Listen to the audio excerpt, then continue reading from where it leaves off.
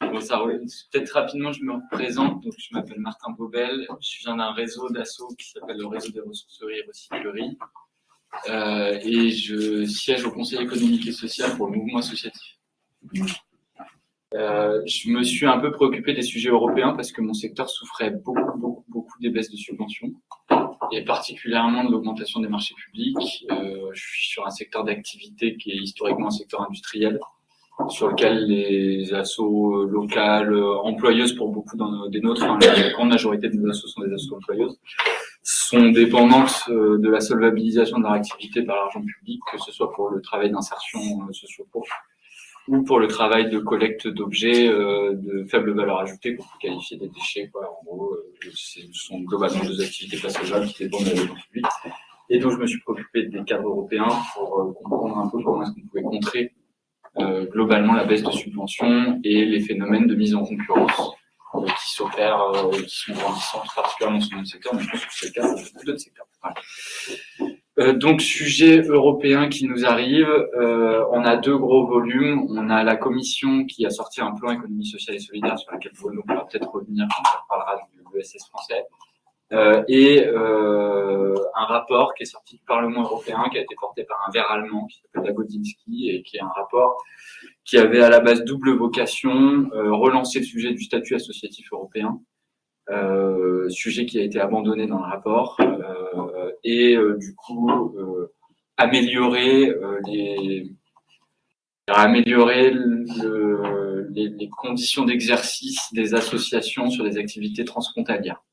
Ce qui donne dans le rapport, en gros, un enjeu de fabrication d'un statut d'association transfrontalière européen et des modalités de partage de fonds, de financement, de transfert de fonds, et ainsi de suite.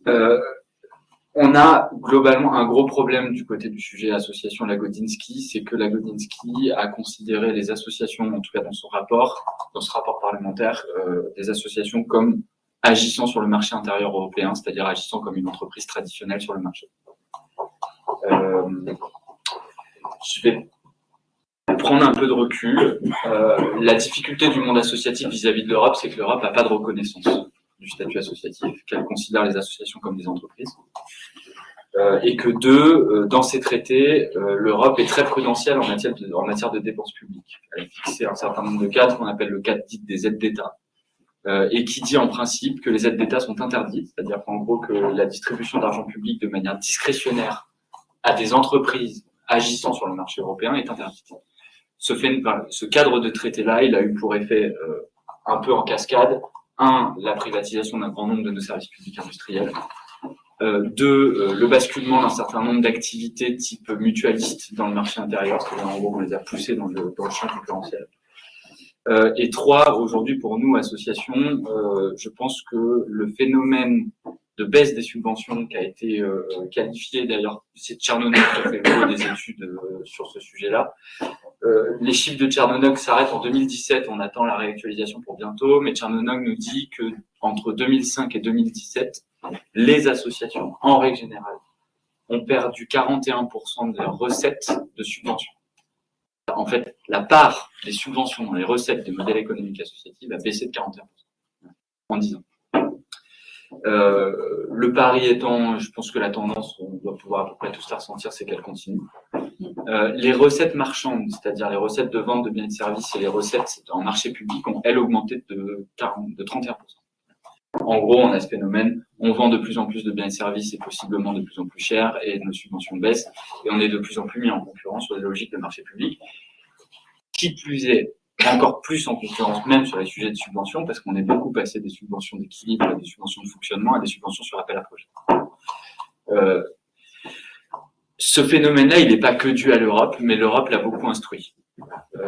Ce phénomène-là, il est majoritairement inscrit dans les cadres européens et il est beaucoup mis en œuvre en France, je pense, et à titre personnel, pas uniquement au travers d'un logiciel politique, mais avant tout au travers d'un logiciel prudentiel des affaires juridiques des pouvoirs publics, qui tente de se protéger des foudres de Bruxelles en matière de financement discrétionnaire.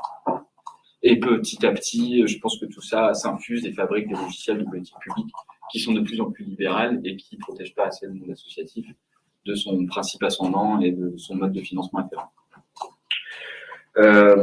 Qu'est-ce qui va se passer? À première vue, et c'est même annoncé, la Commission va produire une directive sur le sujet associatif, dans lequel elle ne fera pas aboutir un statut européen associatif transfrontalier. Elle a totalement abandonné l'idée qu'il puisse y avoir aussi un statut ou un standard minimum de statut associatif de droit national. Donc on n'aura pas beaucoup de choses qui vont bouger autour des questions de statut. Par contre, Lagodinsky préconise un certain nombre de choses. Je ne vous parlerai pas des questions transfrontalières parce que pour ma part, je ne me suis pas tout à fait préoccupé.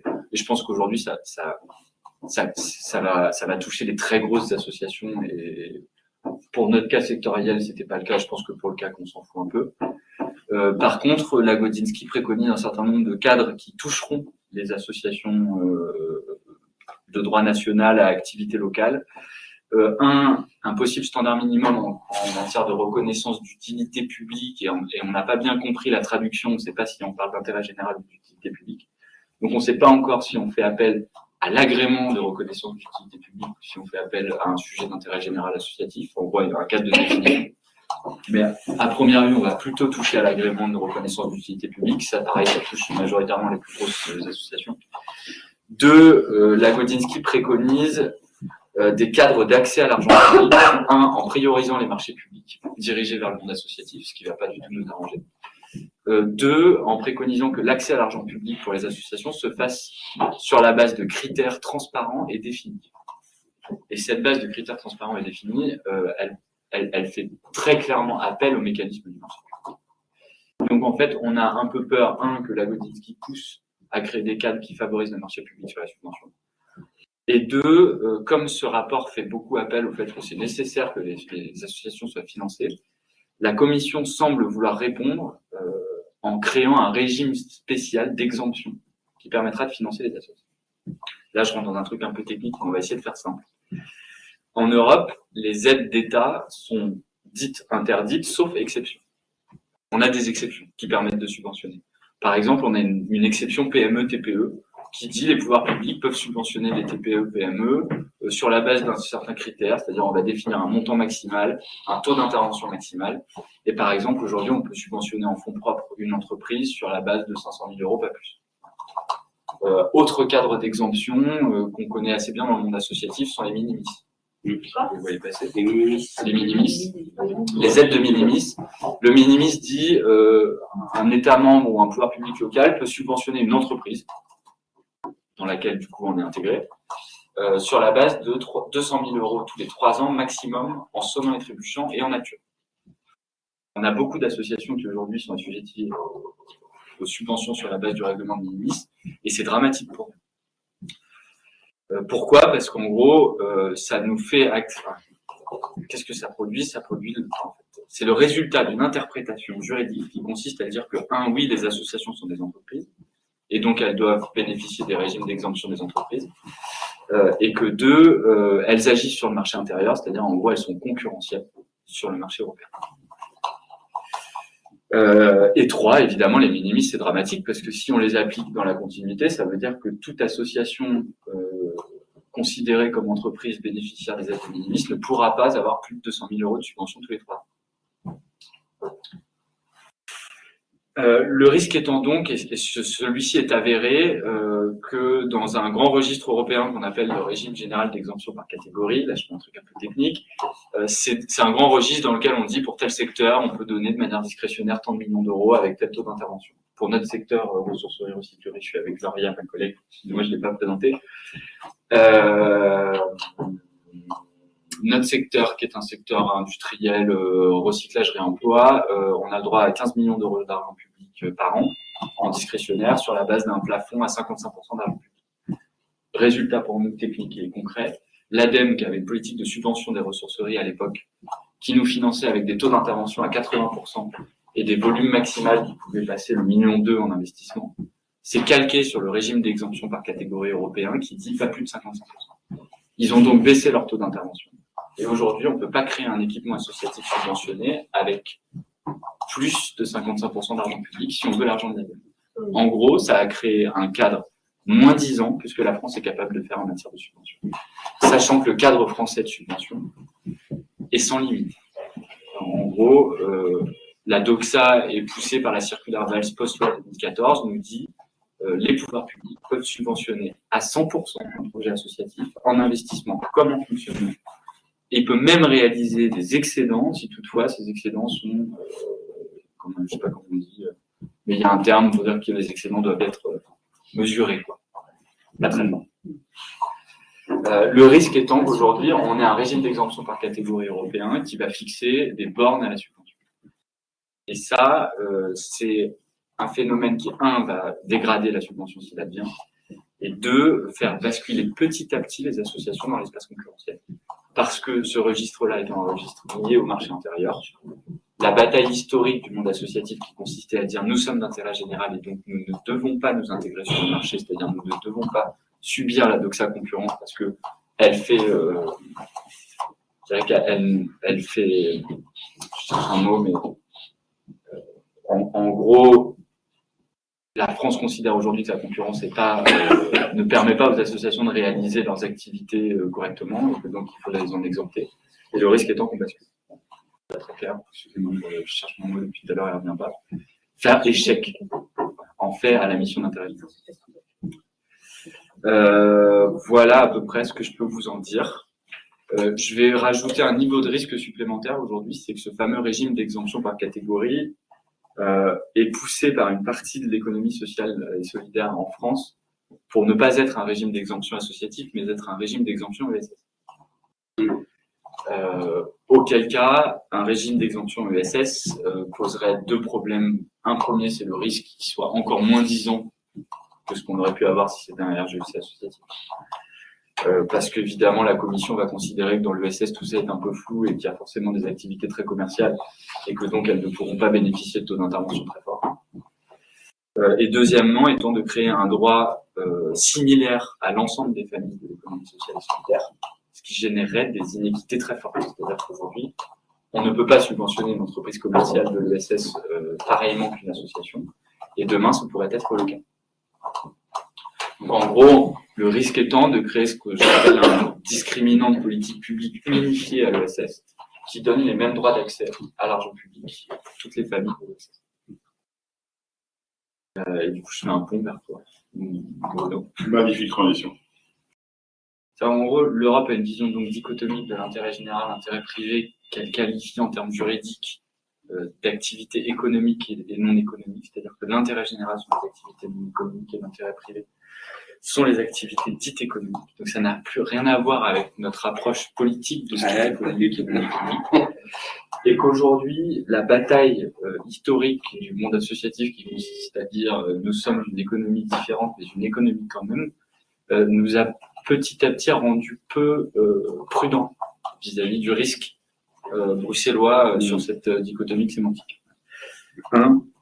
Et deux, la loi ESS a instruit quand même le sujet des contrats impact social en 2014. Je sais que tu n'en avais pas parlé encore. Non. Okay. Et le plan ESS de la Commission, il revient avec sérieux. Oui. À savoir que là, il nous a été... Alors en gros, on le voit... je ne vais pas vous citer les parties du rapport du Parlement sur la question de l'ESS, mais le cabinet du commissaire à l'ESS, Nicolas Schmitt, nous a annoncé que les contrats impact social seront renforcés dans le plan du 27, le plan d'investissement européen 2027, et que certainement dans les 430 milliards d'euros que Van der Leyen vient de nous annoncer pour faire face au plan américain, on en aura aussi. D'accord. Nous allons voir s'accentuer les contrats impact social sur les secteurs associatifs. Sur notre secteur, ça a très largement commencé. On s'est fait annoncer 24 millions d'euros en contrat impact social versus 2 millions d'euros en ligne budgétaire d'État en subvention à nos assos. Donc on a aujourd'hui 12 fois plus de volume financier public étatique en CIS que nous n'avons en subvention d'investissement par l'État. Et nos premiers contrats signés sur des volumes de 5 millions d'euros, c'est-à-dire que les mastodontes, correctement contractualisés avec la BNP. Du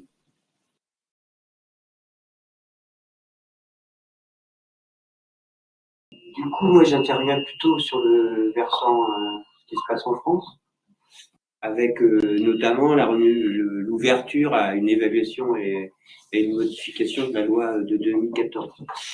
La loi de 2014, elle a permis une reconnaissance du champ de l'ESS, mais en même temps, nous, on pense qu'elle n'a pas su prendre en compte dans cette terminologie entreprendre à l'économique les activités et formes d'entreprendre qui sont non lucratives, non concurrentielles et non monétaires.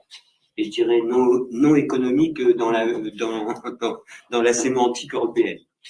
Alors, il y a eu quand même des effets positifs puisque la loi de l'ESS, non seulement elle a donné déjà un périmètre à l'ESS qui n'en avait pas jusque-là, le seul périmètre était celui des statuts juridiques, et elle a amené d'autres enjeux au-delà des seuls statuts juridiques autour de la finalité, la gouvernance et la lucrativité. Donc ça, c'était plutôt une première avancée d'avoir au moins un cadre de périmètre qu'on n'avait pas avant.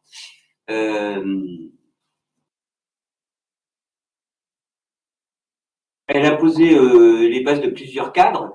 Elle a permis d'organiser, de structurer l'économie sociale et solidaire en France, du local au national, puisque avant il y avait d'un côté des chambres régionales de l'économie sociale, de l'autre côté il y avait le CGES, c'était tout un gros bordel. Aujourd'hui, il y a une structuration reconnue de l'ESS en France à travers la Chambre française de l'ESS et des chambres régionales de l'ESS, qui d'ailleurs depuis la loi devra avoir une vocation à représenter l'ensemble des structures de l'ESS, qui est loin d'être le cas aujourd'hui, mais en tout cas c'est ce qui est inscrit dans la loi.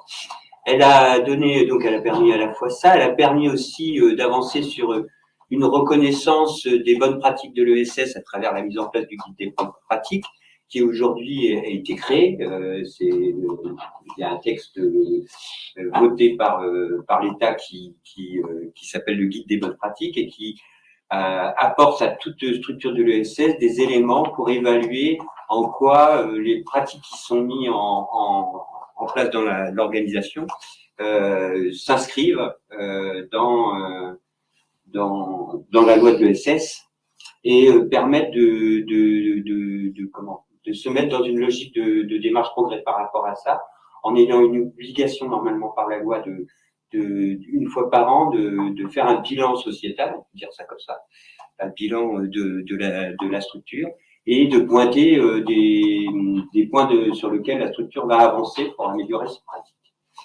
Le texte existe, mais par contre, il n'y a aucun décret d'application sur l'application qu'avaient les structures de chaque année faire ça. Il n'y a rien qui est mis en place, donc les structures, elles le font pas. On s'en fout puisqu'il n'y a aucun moyen de contrôler ça.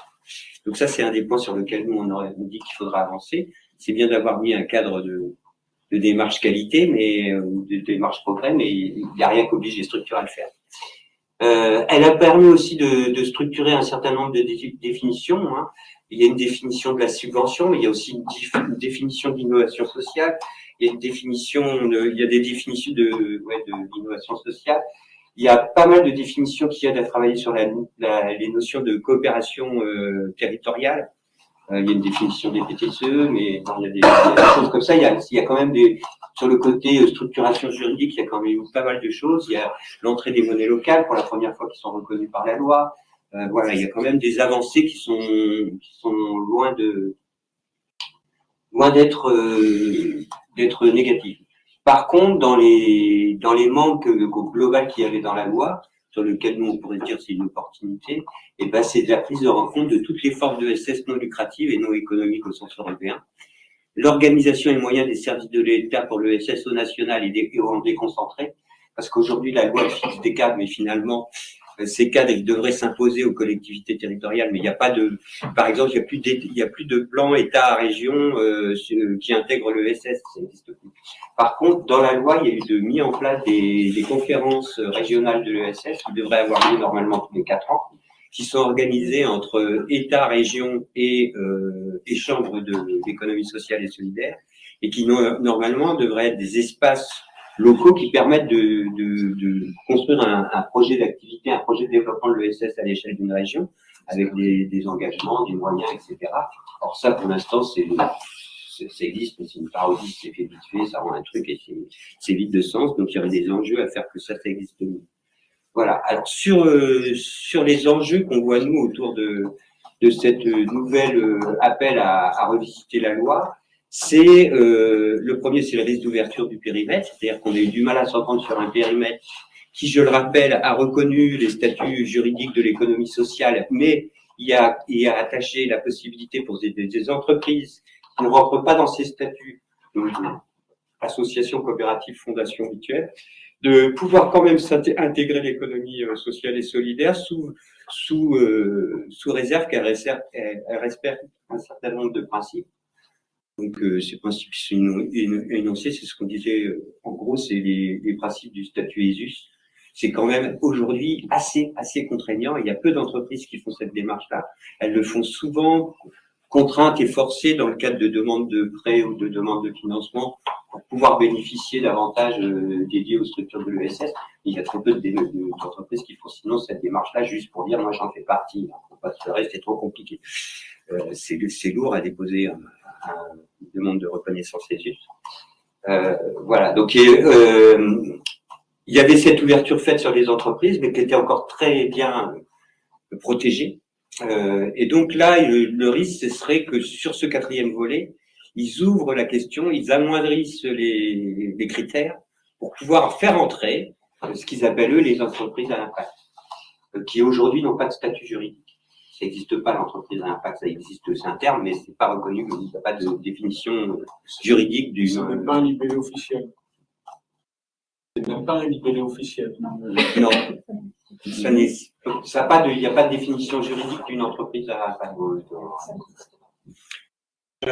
Donc voilà, donc il y a un enjeu aujourd'hui sur le périmètre. L'autre enjeu, c'est tout ce qui vient d'être dit là. On peut faire le parallèle direct sur la question de la subvention. Comment on garantit que la subvention reste possible en France et surtout comment on garantit autour de la notion de subvention la notion d'intérêt général, parce qu'aujourd'hui, le glissement de la subvention au départ, c'est on soutient une structure pour son projet associatif, pour ce qu'elle fait, pour sa finalité, sans aller la questionner sur la manière dont elle utilise cet argent-là. Le seul fait que, avec sans recherche de lucrativité, puisqu'elle est non lucrative, donc ça ne va pas nourrir des intérêts particuliers, le seul fait qu'elle agisse sur un champ qui est reconnu par la collectivité ou l'État faisait qu'on finançait cette structure. Donc le glissement vers les réponses à des appels à projets ou des appels, voire même des appels d'offres, c'est pas, on y voit de la subvention dans sa définition historique. Donc là-dessus, il y a un vrai enjeu. Le deuxième enjeu qu'on voit poindre nous en France, fortement poussé par les entreprises commerciales à statut de ESS, mais aussi par les fondations, et quelque part par les coopératives, c'est la notion de non-lucrativité. De lucrativité limitée, qui pour nous représente un risque parce que déjà aujourd'hui la non-lucrativité finalement elle n'est reconnue qu'à travers pratiquement la définition, c'est presque celle du code fiscal, c'est pas une définition ad hoc. Donc aujourd'hui, si on rajoute le principe de non-lucrativité, de lucrativité limitée, on ouvre la possibilité on leur ouvre la possibilité de pouvoir bénéficier des mesures fiscales qui sont mises en place uniquement pour les associations aujourd'hui, donc avec un risque de dilution.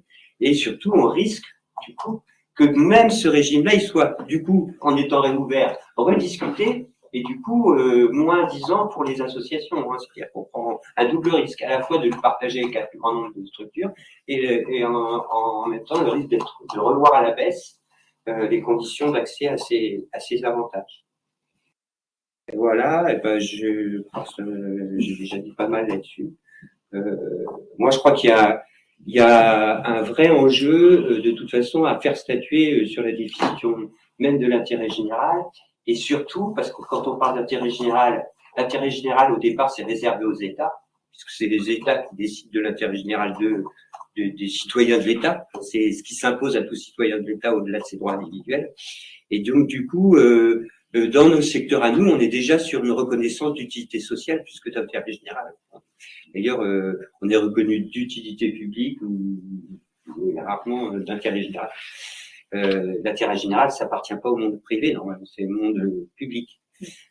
Donc, du coup, quelle reconnaissance de l'utilité sociale? Et là, ça n'existe pas. Il n'y a pas de définition, d'où le risque avec les glissements de l'impact social, c'est qu'on en parle de moins en moins d'utilité sociale. Or, l'utilité sociale, ça a été inventé pour qualifier le glissement, c'est-à-dire que l'intérêt général qui est relevé de l'État a mis en place les services publics. À un moment donné, les services publics n'étant pas capables de couvrir toutes les missions qu'ils ont développées pour rendre cette mission de service public, ils ont fait une délégation aux associations.